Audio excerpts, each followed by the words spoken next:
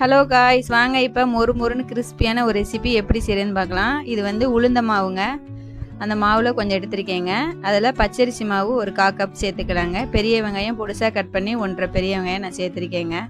இப்போ வந்து மிக்சி ஜாரில் 4-5 பூண்டு, ஒரு துண்டு இஞ்சி, கொஞ்சம் கொத்தமல்லி, கொஞ்சம் கருவேப்பிலை, கொஞ்சம் புதினா, ஒரு பச்சை மிளகா, 2-3 மிளகு, அதை வந்து கொரன்னு அரைச்சி எடுத்துக்கலாங்க.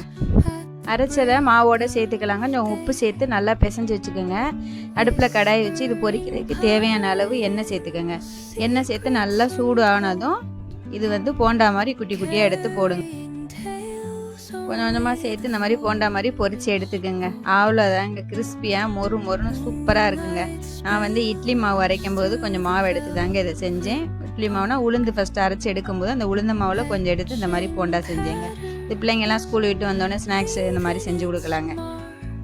அவ்வளோதாங்க, போண்டா ரெடிங்க. செஞ்சு பாருங்கள். லைக் பண்ணுங்கள், சப்ஸ்கிரைப் பண்ணுங்கள். ஓகே, பாய், தேங்க்யூ.